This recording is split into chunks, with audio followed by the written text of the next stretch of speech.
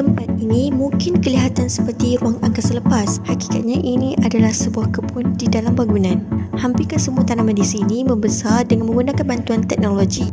Dalam era modernisasi ini, teknologi banyak mengambil alih tugas manusia dalam menghasilkan hasil kerja yang lebih efisien. Di wilayah Persekutuan Kuala Lumpur, terdapat sebuah kebun yang berteknologi tinggi dijalankan di dalam sebuah bangunan yang berasaskan teknologi hidroponik. Kebun ini dikenal sebagai e-farm dan diusahakan oleh seorang pemuda yang bernama Eddie Song sejak beliau berusia 19 tahun. Setiap tempat pasti ada peraturannya tersendiri.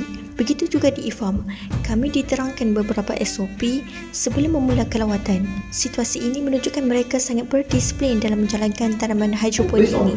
SOP lah. So you need to wear the clothes and then the caps and the stuff lah. So only for 2 people. Because I worry about the pest and then stuff. So only for 2 people. You guys to choose lah.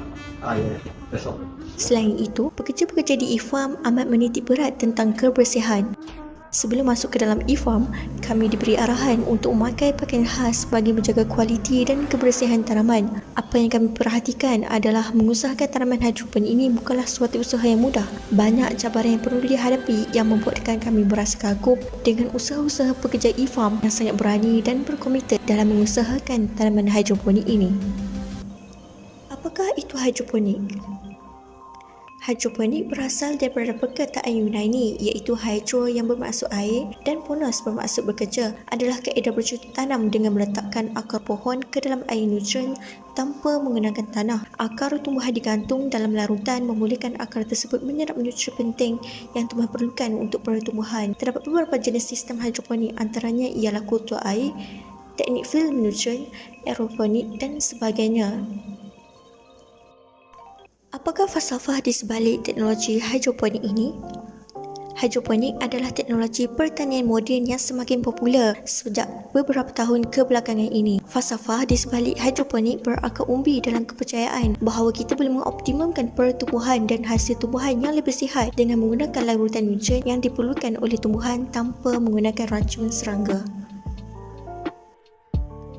Selain itu, prinsip falsafah penting yang mendasari hidroponik adalah idea bahawa sebenarnya tumbuhan tidak memerlukan tanah untuk pertumbuhan. Sebaliknya, mereka hanya memerlukan medium untuk menyokong akar mereka dan mengakses kepada nutrien yang diperlukan oleh tumbuhan. Dengan menggunakan medium sokongan seperti perlit atau sabut kelapa, sistem hidroponik boleh menyediakan persekitaran yang sempurna untuk tumbuh-tumbuhan tumbuh dan berkembang serta secara tidak langsung menjadikannya pilihan yang bagus untuk pertanian bandar atau kawasan yang mempunyai akses terhad kepada tanah pertanian.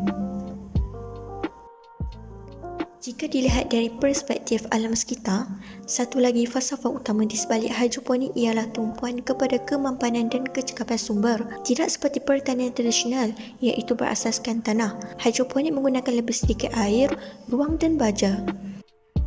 Sistem hidroponik juga berasaskan kepada sistem gelong tertutup. Dalam sistem gelong tertutup, bahan buangan diketar semula dan digunakan semula untuk meminimumkan sisa dan memaksimumkan kecekapan sumber. Akhir sekali, hidroponik juga berakar kepada kepercayaan bahawa teknologi boleh digunakan untuk menyelesaikan beberapa cabaran paling mendesak di dunia, iaitu krisis makanan dan perubahan iklim. Dengan memanfaatkan inovasi dalam pencahayaan, automasi dan analisis data, penanaman hidroponik boleh mengoptimumkan penghasilan makanan dan meminimumkan kesan terhadap alam sekitar. Secara ringkasnya, falsafah di sebalik hidroponik tertumpu kepada idea bahawa kita boleh menggunakan teknologi dan amalan mampan untuk mengoptimumkan pertumbuhan-tumbuhan, kecekapan sumber dan menangani beberapa cabaran paling mendesak di dunia. Dengan menerima hidroponik dan teknologi pertanian moden yang lain, kita boleh mencipta sistem makanan yang lebih mampan dan berdaya tahan untuk generasi yang akan datang. Ayo kita